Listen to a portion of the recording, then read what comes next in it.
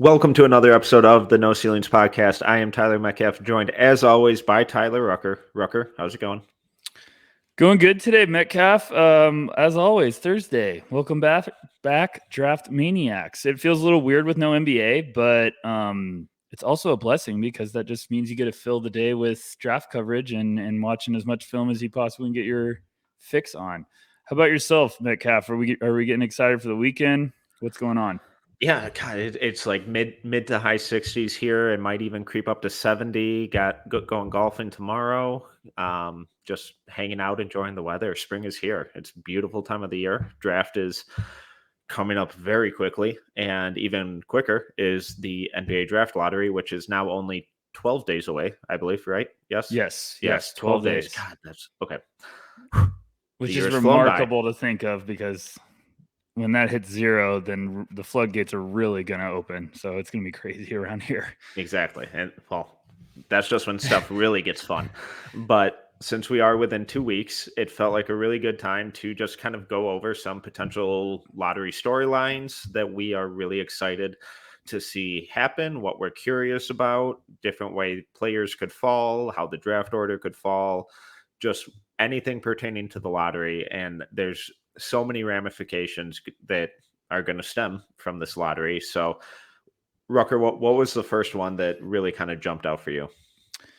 You know, it's really fascinating. I feel like every year there's obviously some intrigue with what could happen on lottery night. You know, if some team moves up or some team moves down. But I feel like this year is just the craziest. I don't know why, or if it's just because it's right now and it's about to happen, but I really do feel like with the players, like obviously every year the NBA draft is very fit dependent, but I feel like it's going to be even more this year, especially with like the top 10. If the lottery is just cuckoo and teams move all over the board, I think it could really almost in a weird way change up some big boards, change up some mock drafts entirely. Some guys might be going other places that weren't going. You know, I think there's chances where guys were projected to go 6th. They might go 9th if teams fall in a specific order. It's just stuff like that. So I think the biggest one to me, Metcalf, is probably, you know, what happens at 4. OKC's positioned to be there right now. If they don't go up, like what direction do they go in? Because that's the biggest puzzle for me. And I still fascinate. I think me and you have talked about it before with like, does Jaden Ivey make sense there with all of the ball handlers they already have in their backcourt? And I think me and you kind of agree with that would be tough. Even if he's the best player available, that's a lot of chefs in the kitchen.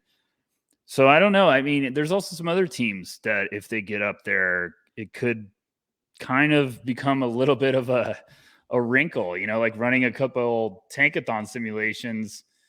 I saw one with Orlando going at 4 and I was like, oh no, that would be exactly the same situation again. I mean, so it's going to be a little crazy. What are you thinking? How do you feel about that with the 4th pick?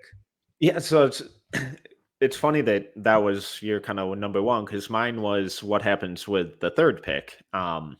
Based on our evals, you know, for me, there's a wide separation between my 3rd ranked player and the 4th ranked player, and it feels almost like a certainty that at least 2 of Chet, Jabari, Paolo are going to go in that top 2.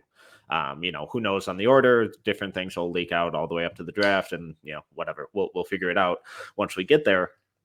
But then, for some reason, I just have this feeling that at number 3, someone's going to take a wild swing, whether it's Jaden Ivey, Shaedon Sharpe, if someone falls in love with Jalen Duren. You know, I feel like something weird is going to happen at number 3. And even though those top 3 guys have been a top lock as the top 3 for pretty much everyone for pretty much the entire season, it feels like for some reason one of them's going to fall to 4. And I don't know why I'm getting this feeling, but it just wouldn't shock me if if whoever lands at 3, their top 2 guys go first, and they're like, "Hey, screw it. Let's take this massive swing on this guy and go against consensus, go against what all these mocks and mainstream media are saying that we should do, and let's go with our gut and take this guy instead of this guy." I think you're spot on. I think Sharp and Ivy could almost be like the party crashers in a weird way, where we're obsessing over the top 3. Everyone, for the most part, is going to have Chet, Paulo, Jabari in some order in the top 3. It's kind of the consensus, but I'm right there with you. I think someone's still probably going to fall in love with Ivy. And I could see it because like it's just, I don't have it off the top of my head, but I feel like it's just rare. You get like boom, boom, boom, 3 positions, like 3 bigs in a row. Usually if some team gets up there and they need a guard, like that's exactly what we're talking about with like the fit dependent, depending on the order. So like, I mean, Ivy could be that guy that kind of sneaks up into there and all of a sudden is like, he's going 3rd. And then one of those guys falls to the 4th pick. It's going to be awesome. Like I'm on pins and needles even thinking about the lottery, and I'm rooting for every fan base to all of a sudden creep up into that top 3. But I do think like 4 could be the wild card. But I'm also like you, like 3 could be the wild card. Like someone could do something crazy where, it was last year with Josh Giddey. We all thought it was going to be Book night going to the Thunder, and Presti was like, no, I'm taking Giddey, and I don't care if this seems early compared to all of our mock drafts that he ruined. So I don't know. That's kind of where I'm at right now. Yeah, and so the current lottery order, I probably should have laid this out at the start for those of you who don't regularly check on this type of thing. But it's currently in order from 1 to 14: Houston, Orlando, Detroit, OKC, Indiana, Portland, Sacramento, New Orleans, thanks to the Lakers, then San Antonio, Washington, New York, OKC again, thanks to the Clippers, Charlotte, and then Cleveland. So with Detroit at 3, if that order stayed as is at number 3, there were so many talks about how Troy Weaver was in love with Jalen Green last year and how he just wanted that infusion of athleticism and scoring and pop. And I just keep thinking about Ivy. And at number 3, if Troy Weaver's top 2 guys are Chet and Jabari, or Jabari and Paolo, or Paolo and Chet, and they're gone, and Jaden Ivey is sitting there, I wouldn't be shocked by any means if he saw the athleticism of Ivy or of Shaedon Sharpe and is like, give me it. We need athletes on this team. We need rim pressure on this team. And these are the guys I want to go with.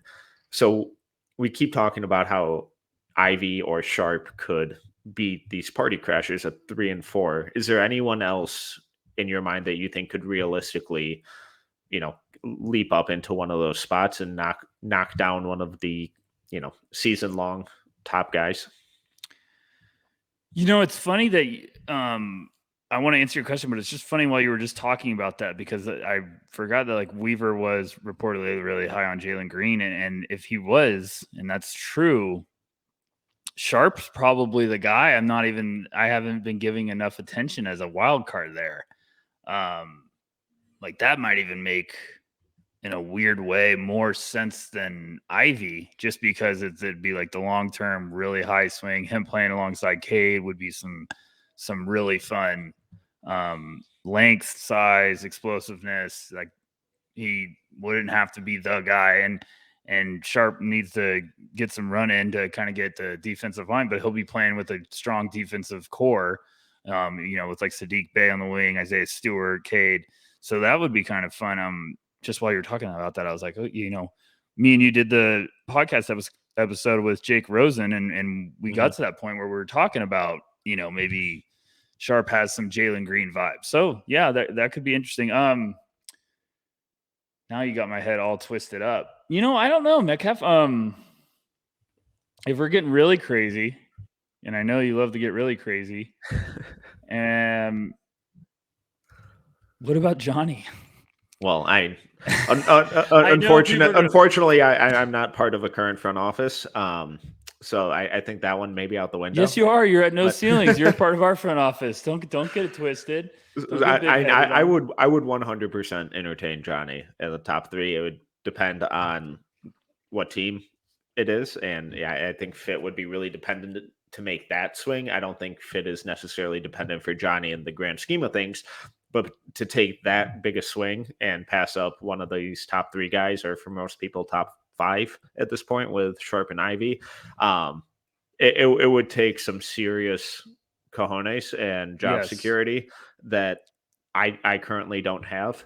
But yeah, I knew it would be interesting because Johnny's also one of these guys who just seems to be falling in public consensus despite not doing anything recently. So that's been really kind of peculiar for me. But yeah, I would be really, really surprised if he ended up going top 4. Oh, me too.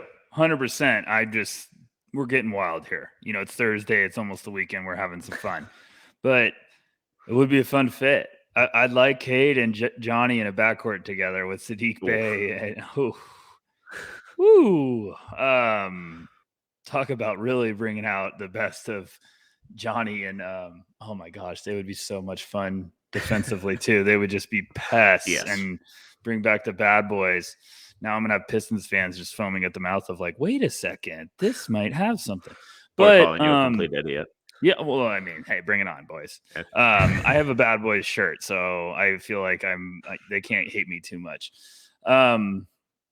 I don't know. I still like AJ Griffin will probably be a name that people would throw up there. I think that'd be a little rich for me. My boy Keegan Murray, I still think that would be a little rich. Jabari's, I don't know how I feel about Jabari. You know what's Chark's talking about his history with like one of the lowest 2-point percentages in like recent draft history. I can't get that out of my head. It is a really eye-opening number. Like it just hearing that fact, you're like, whoa. Because I still go to the facts. Like I absolutely love Jabari. I think if he clicks and can reach that upside that it looks like he has the potential to be just an absolute monster at the next level. But what if that 3-point shot's not falling? Like where are we at? So I wonder if he could be a guy that NBA teams wouldn't be buzzing as like juicy about. Like maybe some teams just not sold on him picking that high. And like you said, all of a sudden he goes down to 4 and some teams just jumps at that opportunity. But yeah, it's an interesting one. Now we're getting into some deep thoughts with this podcast, and I didn't expect this to be happening. But what else do you got? So another thing I'm just fascinated to see what happens with is where the Thunder picks land. Because they're currently slotted for 4 and 12. I would expect their 12th pick to land right about there because the back end usually doesn't change a whole lot. But what happens at 4, I think, is going to be really fascinating because we kind of mentioned earlier, I don't love the Jaden Ivey fit there. I don't think you're over the moon about it. We get it from a pure talent standpoint, but with all the guards that they've taken in recent years, I think there are better directions for them to go.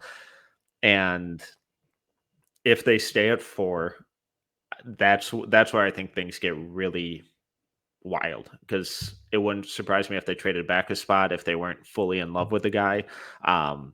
But I would almost expect them to take a massive swing on Sharp or Duran before Ivy, just because I don't see how Ivy fits in that team at all.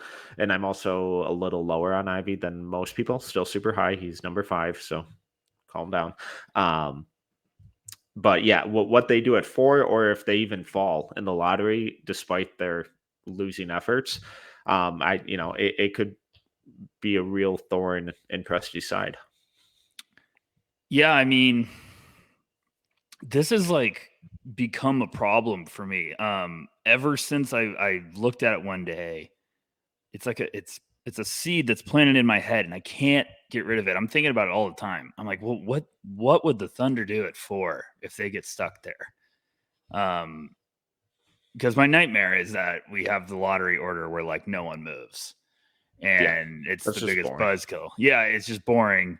I want some chaos where it's like the greatest chaos would be it comes up to 12 where the Thunder is supposed to be and it's some other team and we're like, oh my gosh, what if they get 1 and 2? I literally ran a take-a-thon and they had 1 and 2 and took Chet and Jabari and I just started laughing. I was like, oh my gosh, could you imagine?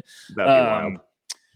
But if they stay at 4, there's just so many ways they can go. And it's tough to trade back just a little bit. Like, it's not like the NFL draft where you could just be like, hey, let's just go back a little.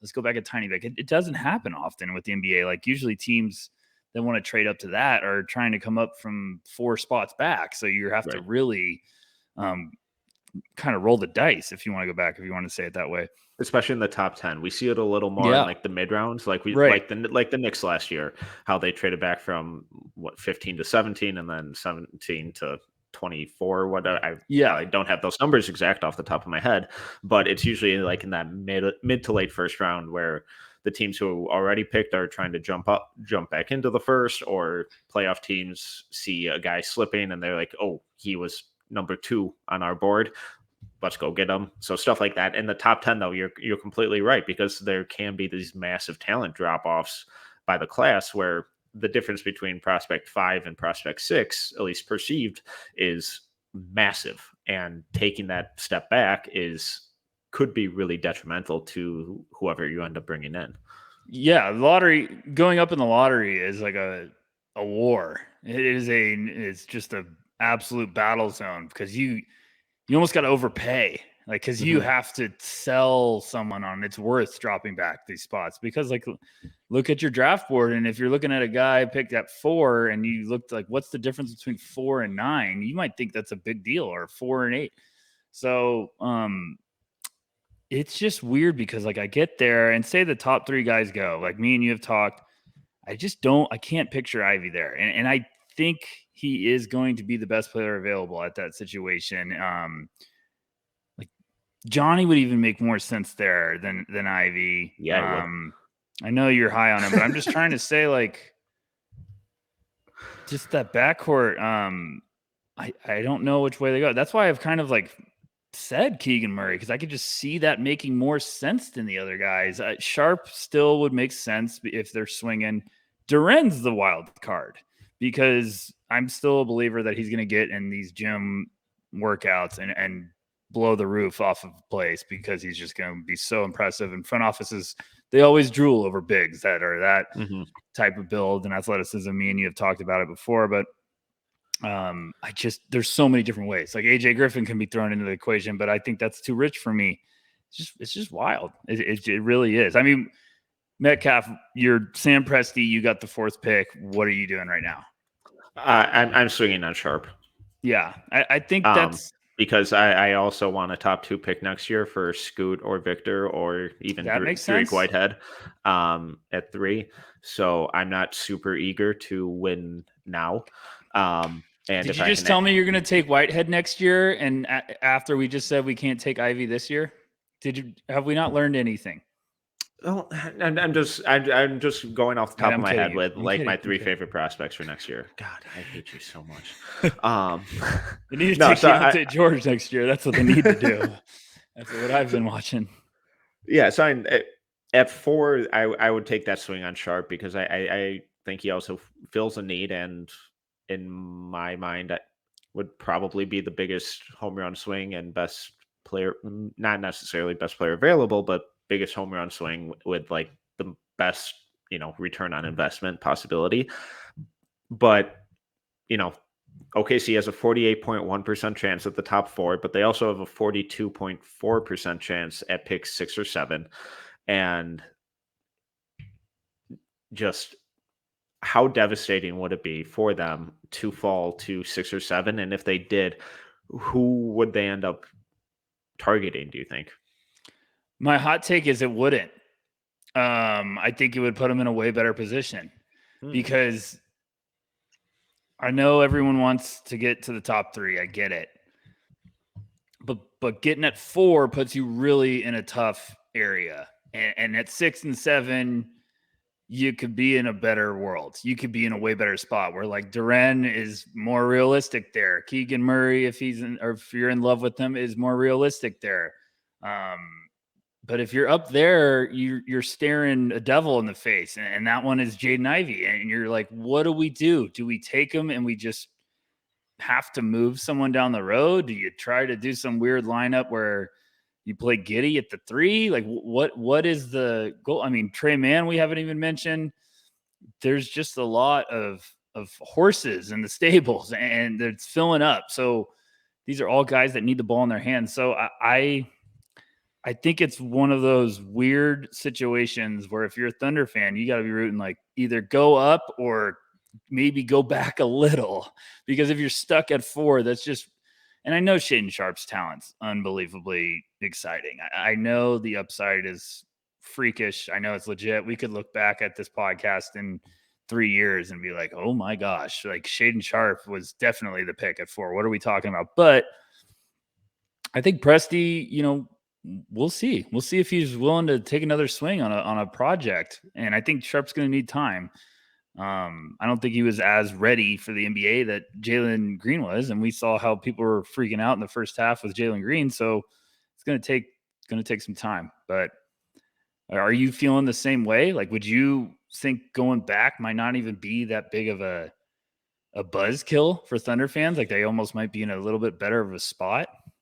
I think it would suck, because I just think the pure excitement of being able to take Shaedon Sharpe or one of the top 3, if someone else, if say Ivy goes 3, and I have the chance to take Chet, Jabari, or Paolo at 4, like losing out on that opportunity, I think would really, really suck. And for OKC, I'm my off the top of my head draft board for them would be those same top 3 guys in some order, and then Sharpe at 4, and then after that I think there's a pretty big drop off for them.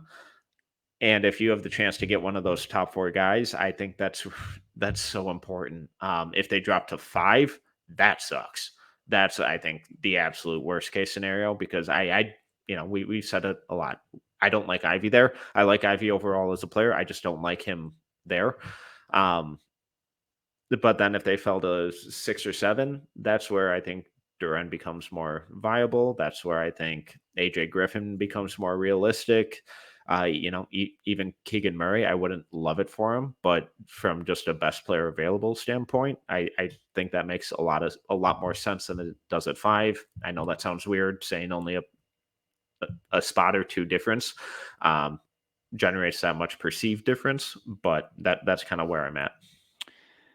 Yeah, I mean, I think their other dream, and this is realistic too, is you stay at 4 and someone hops up to the top 3 and they take Ivy and they get rid of that headache for you. Like, the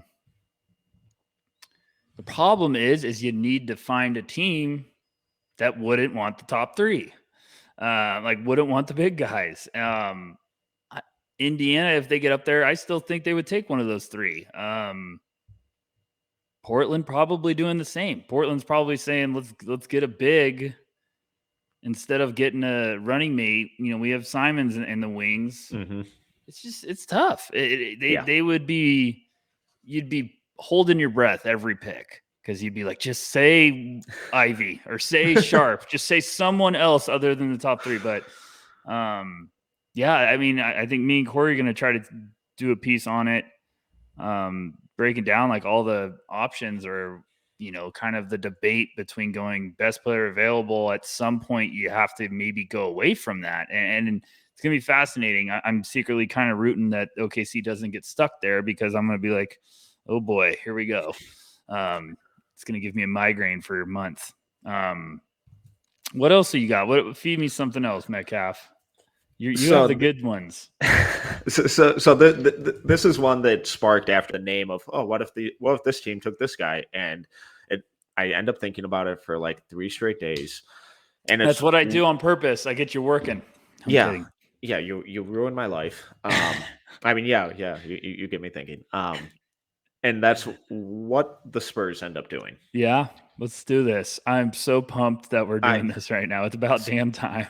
So they're currently at 9, and I think every mock draft we've done this year or close to it, we've had Jalen Duren going there. Let's not do it. We can't do it. Makes sense. No, we're not doing it. It also feels the exact opposite of what they're going to do. Yeah, I agree. So this is the rule. I'm sorry, Spurs fans. We're throwing him out. We can't even mention him. He's not on the board. We're going to say he's not on the board. But I'm right there with you. So what do they do? And that kind of leads into my other one of who is going to be the big surprise this year. The Josh Primo this year, the Scotty Barnes this year, the guy who goes 5 to 15 spots higher than we think. And could that just be the Spurs again because they take their guy? Those are two pretty heavy breakdowns. So let's start with Spurs and then remind me of that one, because that one there's going to be some juicy names. What do the Spurs do? I can't get the idea of Dyson Daniels out of my head, even though we just spent 10 minutes talking about the Thunder with the stable of guards. But I think, I think the Spurs are in a different spot than the Thunder. I think the Thunder have legit stars. Yes. The Spurs look like they've got some really nice pieces and a rising star in Dejounte Murray. So I think still adding maybe like Daniels is there. I definitely could just see them going best player available regardless. Johnny Davis just seems like a Spur if he's on the board. I would absolutely love that fit. But I mean, I don't know. I mean, gosh, it's just I don't think they would go Jeremy Sohan there. I don't think some people have thrown that. I would not surprise me if they did it. If they did it, I'd be like, okay, this is the Spurs like special. They're believing in the versatility and making him just like a really nice building block alongside some other guys. But I would still be like, I feel like they still need a swing for some upside. Why do I feel like they would do Zhang and just set the world on fire? Is he too much of a project though? Yeah, for them. Yeah. And I know that sounds weird because the Spurs have proven that they're okay taking projects like Dejounte Murray and Josh Primo, but those guys have also shown that they can produce somewhat in their first year, and they've shown pretty aggressive growth throughout their early careers. And Dejounte Murray coming out was already an awesome defender, and Josh Primo coming out was already an awesome shooter. Does Jang have that already awesome skill that would warrant him getting the occasional minutes that would spur further kind of live rep development?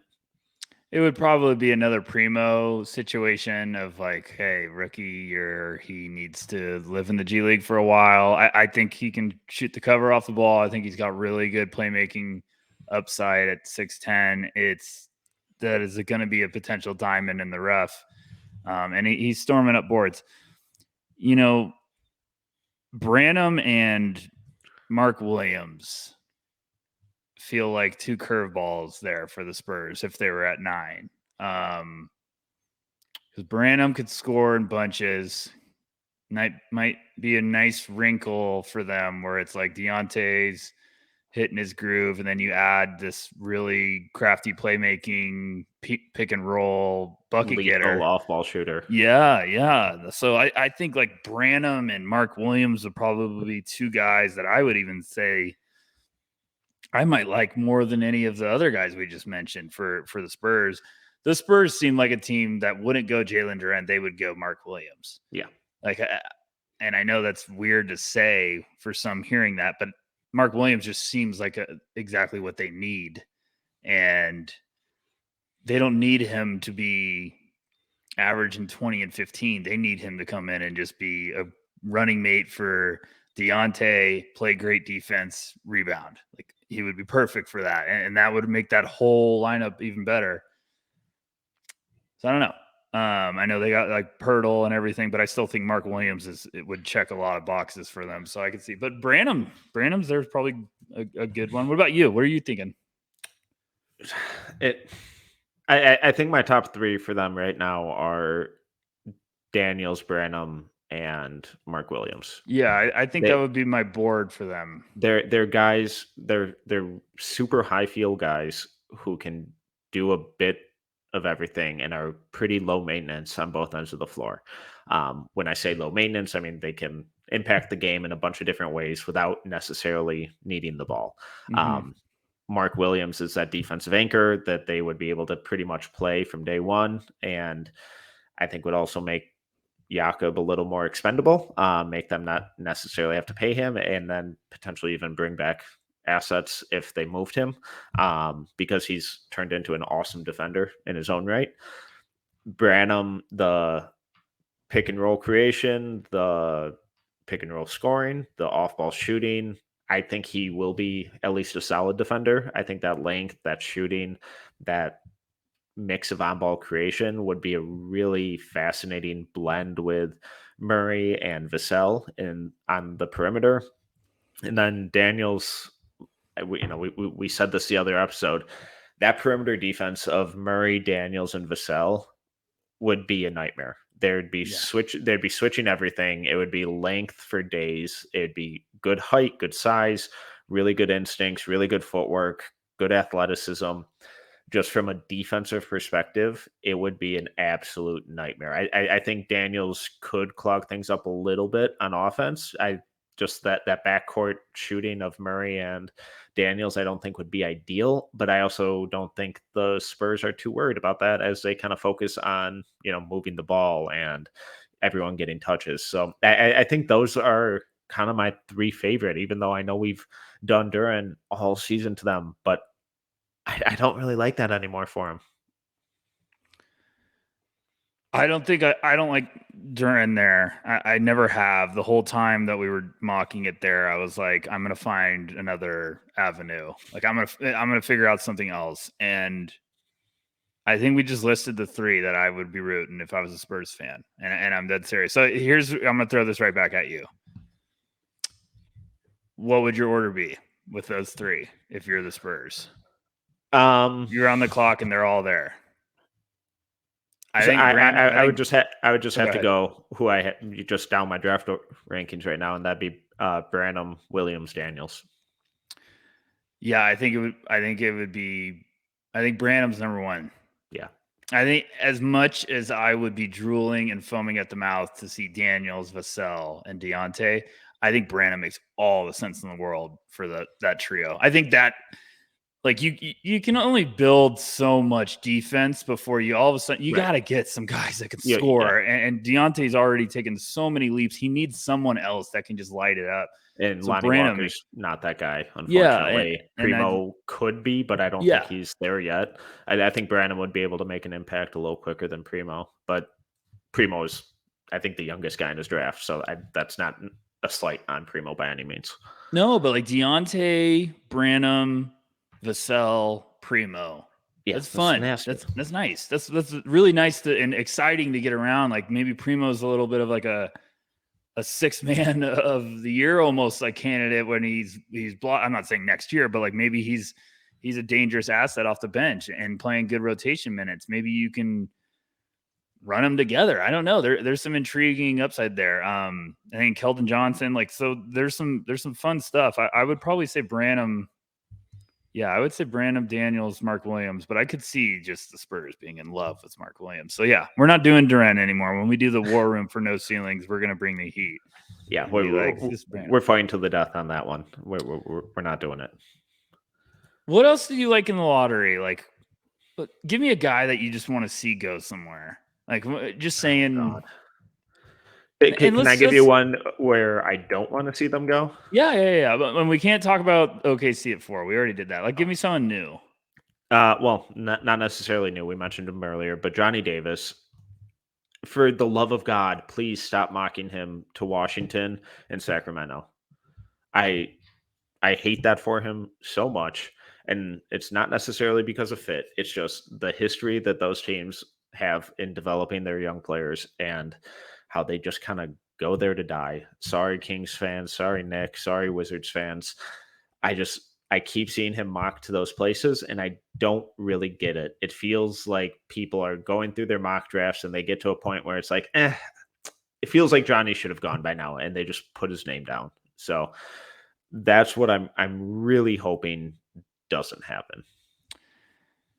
For every Knicks, Wizards, Kings fan listening, I love you guys. So if you want to fight Metcalf, just leave me out of it because I'm rooting for you guys. I still believe in the Kings. I still think this is going to be a big Monty McNair draft. I don't know what they're going to do with De'Aaron Fox. Or their head coach. Yeah, well, they're going to get Mark Jackson. Haven't you heard? Yeah. But Davion looks like he's Davion and Johnny. I could buy into that in a hurry if they somehow did something with Fox. But Davion, Johnny, Sabonis, that'd be fine. I selfishly kind of want the Kings to get up into the top 3 just for pure madness. Just chaos. Just chaos. Washington's definitely another turnpike. Like it's just a tough landing spot because you get there, and I understand what you're saying. Like I can't stand that with mock drafts where it's like, well, this guy should go, so let's just put him here. You can tell when felt like what we were doing with Duren with the Spurs a lot. Yeah, for sure, we're guilty of it, 100%, and it just made sense because they're like, well, they need a big, and Duren's upside at. I think when they were picking later, we are like, that's too intriguing. But now it's like, no, we're not doing that anymore. It's game on. We're flipping the hats back. What about you? What is your dream team player fit outside of those top 3 guys? Yeah. Probably I still like Mathurin to the Knicks at 11. I think that'd just be a great fit for both. I think Mathurin going to play for Tibbs would unlock his defensive potential in a hurry because I think he has it. He had too many times where he was coasting this year. And I think it was the star treatment of like, I can coast. I need to catch up. Arizona's had me running off 40 screens. I need to try to save some energy. But if he went and played for Tibbs, Tibbs might unlock that to make him a little bit more of a pest, him playing off the ball. Would Tibbs play him, though? Probably not. So we're talking maybe like the next coach. No, I don't know. I mean, but Tibbs might need to because he's just – Mathurin's feisty. He's a competitor. So Tibbs might be like, hey, he's going to play his ass off for me. Still love Keegan Murray to the Pacers. It's so vanilla that it's perfect. It really is. And he would probably like have his jersey retired. They'd be like, can we schedule it after his 4th season? And he'd make like 6 All-Star games and no one would remember any of them. Then. Exactly. 100%. The perfect Keegan Murray story. The best player that never got attention. Like, oh shit, Keegan averaged 21 this year? Like, where the fuck did that come from? That's exactly what happens with those guys is you look up their box scores and you're like, fuck, he had 25 and 98? Like, you're like, what? I don't know. Ochai to the Cavs, probably. I do love that one. He's one of those guys that is going to need to go to a team that's looking to take that leap, and I do think he'll help make a good team, propel them to that next level. I'm not sure that he's going to make a bad team good, if that makes sense, but I think he could be that missing piece in a good team to help make them great, or that next step to becoming great. Why couldn't he go to Charlotte? He could. Don't they kind of need that? Oubre is on a expiring. I believe I'll check that while we keep talking. But if they've moved him and then all of a sudden took Ochai. Yeah, because it doesn't seem like they're enamored with PJ Washington. Obviously, they play different positions. They just went book night, so if they still believe in him, maybe the new coach gives him a longer leash, a bit more of an opportunity. Obviously, LaMelo, it sounds like Gordon Hayward kind of wants out. Everyone keeps asking keeps giving them a big. If Mark Williams isn't there, it kind of feels like a reach out other than that for me for that position. So it makes sense. I would get it. I think that his off-ball scoring paired with LaMelo's playmaking would be a lot of fun. They're going to do something. So Oubre's on he got 12.6 expiring, which is probably a juicy, good number to be thrown around. They're going to try to go up, and they're going to do something crazy. There's always that one trade that's just like, where did this come from? And I wonder if they try to do like those picks and PJ to go up, and you're like, what are they doing? Where are they going up for? And it's like, why wouldn't you just take 2 picks in the top 15? But I don't know. What do you like? Let's talk about the Knicks. What do you think is the dream there if you're a Knicks fan? Like saying Tibbs, he has to play a rookie. Could they take Mark Williams? Let's just have the Mark Williams hour. Welcome to the Mark Williams hour. I would be really surprised if they went with a big. I think AJ Griffin would make a lot of sense there. I think Benedict Mathurin. I keep thinking of just adding shooting to that team. No Knicks fans, we are not giving you a point guard. So don't never. worry. I'm not. We're not giving you Ty Washington. No, we're not. Johnny, I'd love there. I don't think Johnny makes a lot of sense. I think Malachi Branham would make a lot of sense. Oh gosh, that would be good for them. That would be nice because he gives them that ball handling, off-ball shooting, that backcourt versatility that they really need. From a fit standpoint, I absolutely adore Branham. If I was drafting in the top 10, there would be no chance in hell that Branham would fall to them at 11. Why aren't they taking a big? Isn't Mitchell Robinson on the way out? Is he? I don't know. I feel like I've seen 75 reports about him. Yeah, but then Jericho Sims. I'm sorry, guys. No, you did Jericho and I love Jericho. Mitchell's an unrestricted free agent. Obi Toppin and Mark Williams. Come on, let's have some fun here. Wait, but I'm actually kind of serious here. Why wouldn't the Knicks be in the Mark Williams running? I suppose he could be. I think it's going to be fascinating to see what they do with Mitch. I'm not sure I'd be super excited to pay him what he's probably going to be asking for. Taj Gibson is going to keep playing as long as Tibbs has a job.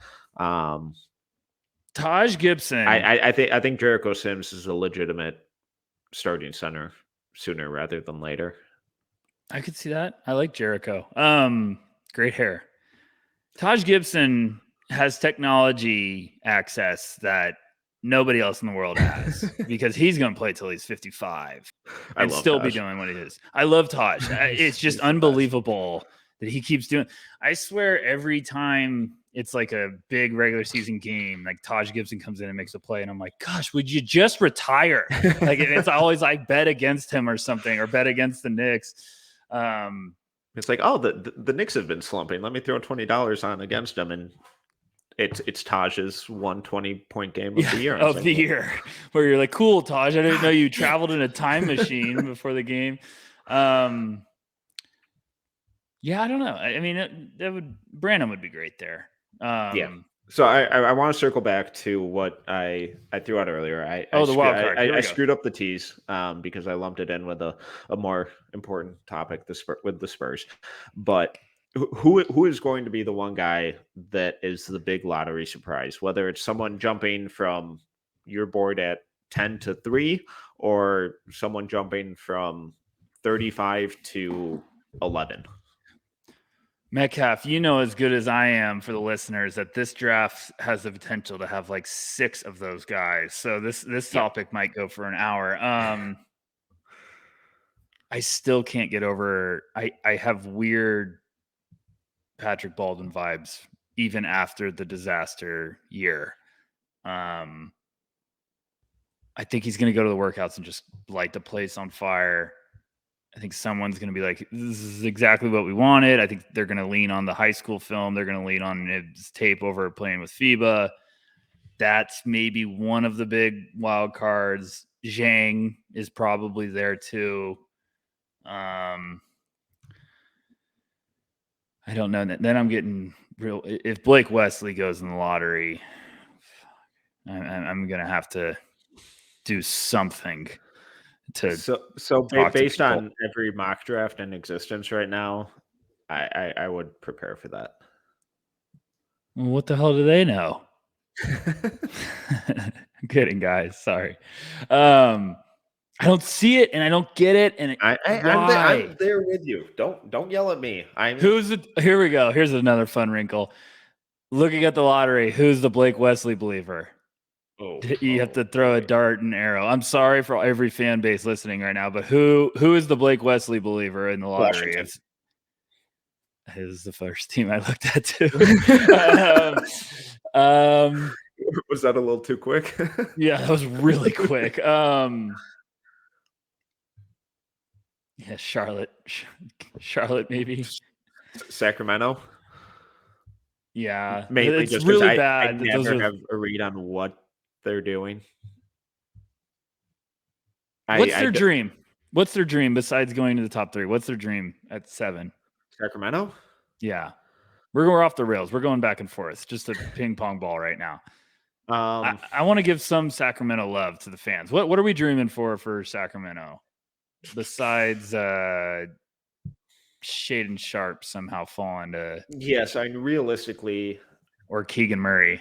I mean, from best player available standpoint, for me, it'd be Johnny. I moved my board over to my other monitor, and that just doesn't make sense.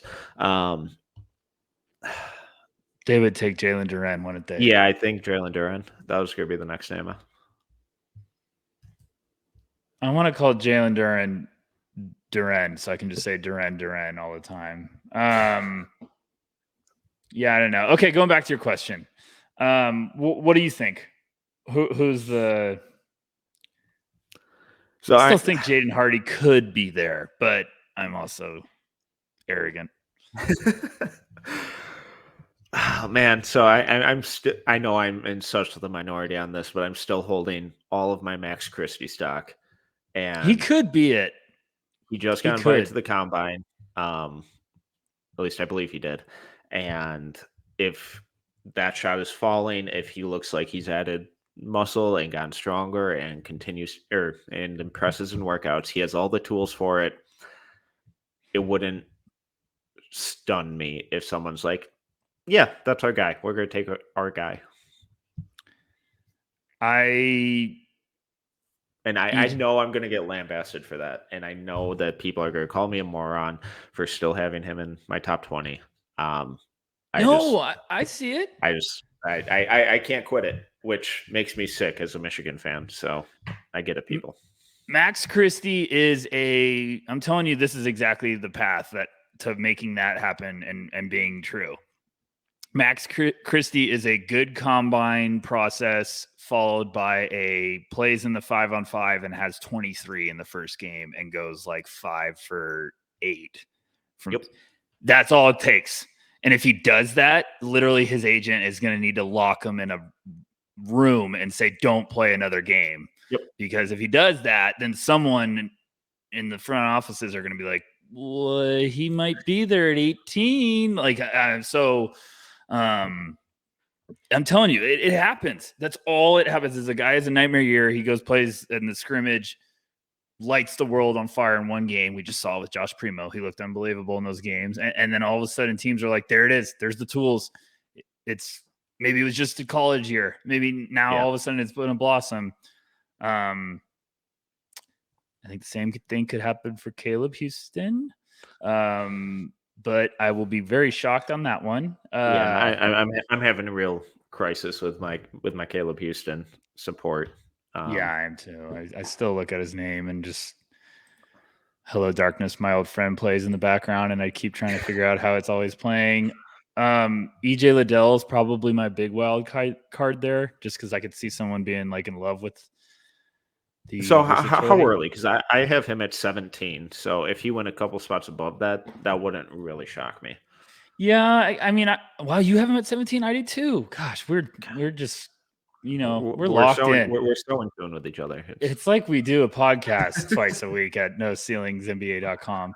Oh gosh, 49 minutes before the first plug. We're getting yeah. I mean, I have him 17. Where's the wild card? I feel like I don't mean to keep crapping on Hornets fans, but I feel like the Hornets would take EJ Liddell if they were like, "Hey, PJ, bye. Let's replace him with a bigger, I just don't get why they don't version." like PJ. It's so weird to me. I love PJ. PJ seems like a guy who's going to go to the next team and just be awesome. I'm convinced of it. I don't know why, but the only other name that really jumps out to me when I look at my board is Bryce McGowan's. Yeah, that one's a big one too. There's a lot of swings, and yes, what we're talking about is he's going to. Teams are going to fall in love with his empty gym workouts, and he has incredible tools. Really good athlete, really good scorer. I do buy the shot long term. I know the percentages this year sucked, but that was a shot selection thing, not necessarily a mechanical thing. It's just how does he implement the tools and the talents that he has into an actual live game? And if it wouldn't surprise me if a team just full on bet on the tools. Yeah, I'm right there with you. I think he's going to look. I think this is going to be one of those guys that has one of the stronger pre-draft processes with it, when it comes to on the court work. Like what he's going to look very, very good because he's just so fluid. Like me and you have talked about him before. He glides through the lane. He looks like he's going to be an offensive weapon. So I could see teams getting drunk on that in a hurry. I could see him being one of those. It's the 15th pick and Bryce McGowan's, and we're all like, whoa, what is, like everyone's falling out of their chairs at No Ceilings. But yeah, I think probably my wild card, and he still might not keep his name in the draft, but I think Dalen Terry could be one of those that teams are doing the pre-draft process with him. And I just had another one and I lost it. Oh, I'm going to bet every over prop bet there ever existed on him, but I feel like John Montero is going to get someone to bite. Oh, and God. It ain't going to be me. No. He's one of those guys, he's falling into that ever expanding group of if I miss on it, I'm okay. Yeah. I got him at 35. I'm even lower. Yeah, because you don't like people sometimes. Well, so. I have him at 48.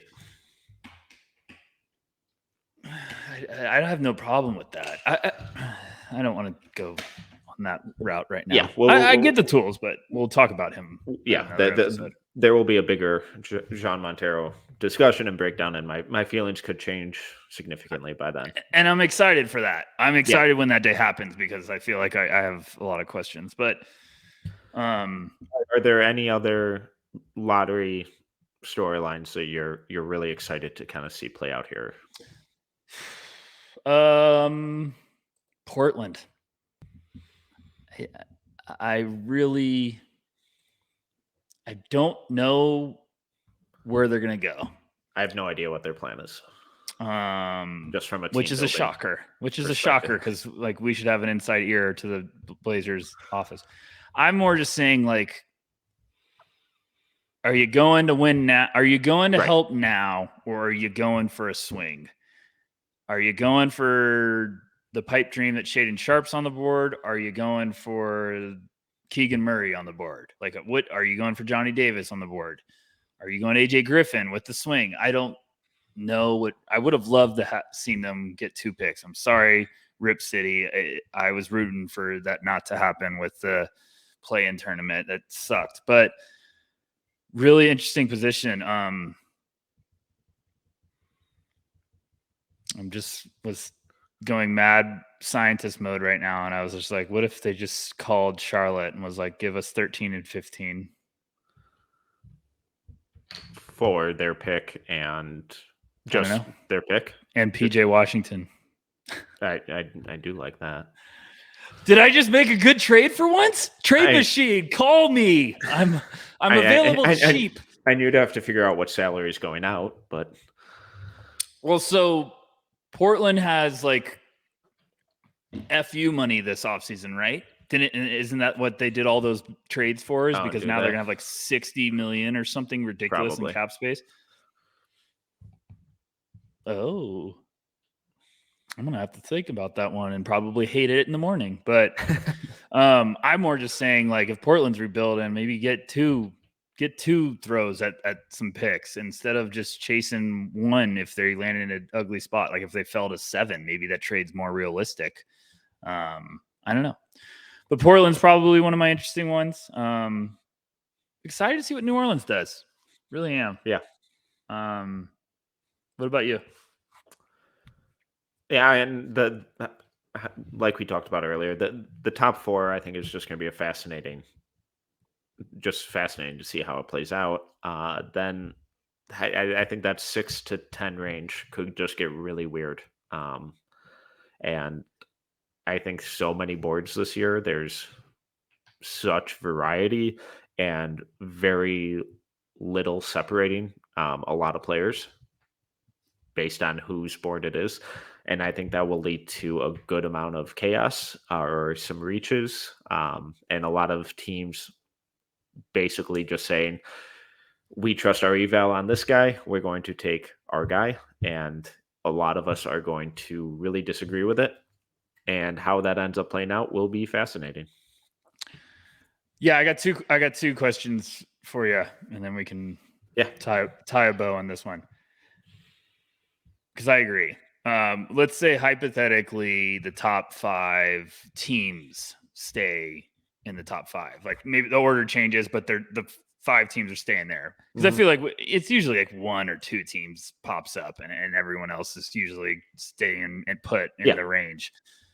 So we're saying Houston, Orlando, Detroit, OKC, and Indiana in some order are the top 5. And then 6 through 10 is the same teams. So Portland, Sacramento, New Orleans, Spurs, Washington. If the top 5 is the same, do you think like any other order changes like the top 3? Like, do you think it's like Chet should go number 1 no matter what?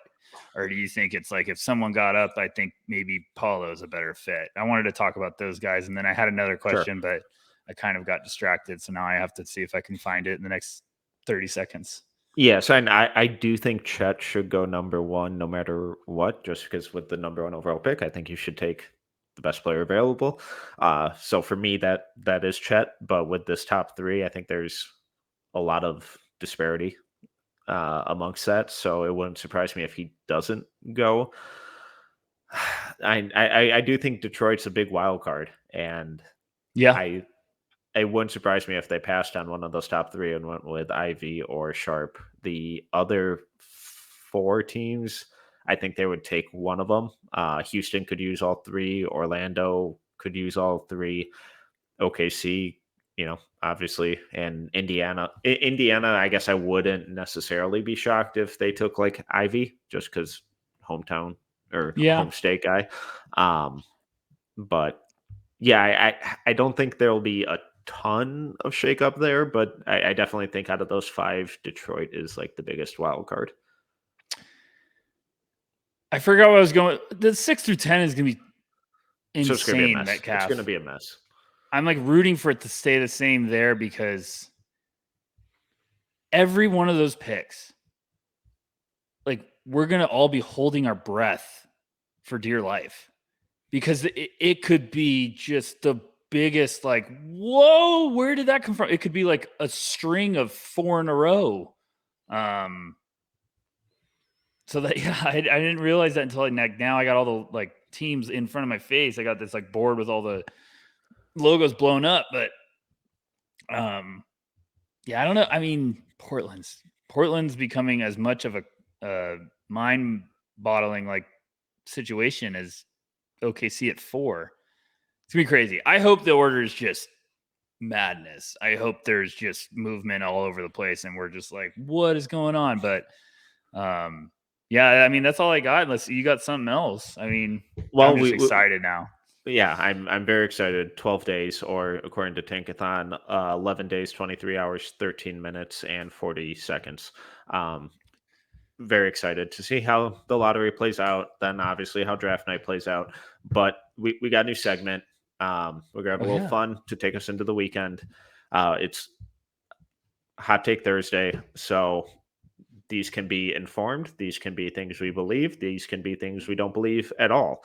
But they're going to be aggressive, hopefully a little bit of fun, and just a good way to take us into the weekend. So, Rucker, what is your hot take this week? My hot take is Jalen Williams. Were you going to say him too? Yeah. Jalen Williams is going to be a top 20 pick. Okay. That's my hot take for now. And these hot takes are going to we'll workshop a name, or maybe we'll have some funny sound effect. I don't know. We'll figure it out. But me and Metcalf want to introduce some new segments. We're cooking up some ideas. So yeah, it's either going to be what's buzzing or what we're believing in or what we're feeling. And we don't need to take these to the grave. We're just saying like how we feel. We're trying to get a little fun with it. They're called hot takes for a reason. Yeah. And I prefaced with that they don't necessarily have to be right. We don't even necessarily have to believe them. Yes, I'm just throwing one out. A little food for thought, something to get your brains going, have a little fun with. I'm going to do you one better, and that Jalen Williams at the end of his career will be a top 15 player from this draft. Yeah, I like that a lot. He's so good. He's so good. Yeah. The more I watch him, I've watched him so much this year because I wrote a piece on him, and I've been watching him just over and over again. And I'm like, what? Because beginning of the year, I was like, what am I missing? Like, why doesn't everyone like this guy? Yeah. And then now he's heating up. That's a hot take, because he's really heating up. Jalen Williams, the King Throne. I could see that, because this is a wild class, Metcalf. Like there could be. Just real quick on him. Where do you have him? I would love to tell you that I was really updating my board last night. I've got him at 20. Oh, okay. I have him at 23. And we'll be writing about him over at NoCeilingsNBA.com tomorrow. Oh wow! I didn't know you were really doing it tomorrow. Yeah, well, okay, that's because you don't pay attention to. No, I have 48 people talking to me at the same time, so it's hard to miss a couple things. What was your feeling? Did you fall more in love or what? Yeah, I was always really high on him, but then just seeing the craft and versatility out of the pick and roll, just shocked me. He's just so composed. He completely dictates the speed. He's not this explosive athlete, which I worry about a little bit, but the fact that he's so effective scoring and playmaking out of the pick and roll, and then is one of the best spot up shooters in the country this year. I think he was in the 100th percentile on guarded catch and shoots. Pretty good.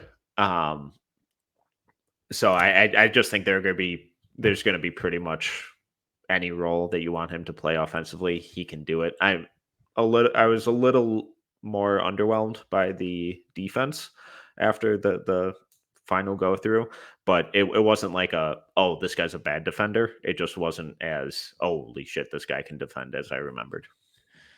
The important thing with Jalen that I think we got to make sure people remember, and if everyone's getting intrigued on him that's listening to this, like make sure you hear this, because no one's really talked about it, and it's important. And this is Santa Clara Jalen Williams. Just Santa Clara Jalen Williams. Yeah, sorry about that. His sophomore year, if you go look at his box scores throughout his career, his sophomore year, he had kind of like a downer, and you might be like, whoa, what happened? Like, because it was just such a massive jump off in production. Like he had 11.5 points, 4.1 rebounds, 2.3 assists, shooting splits 39, 27, 75. So that was during the COVID madness.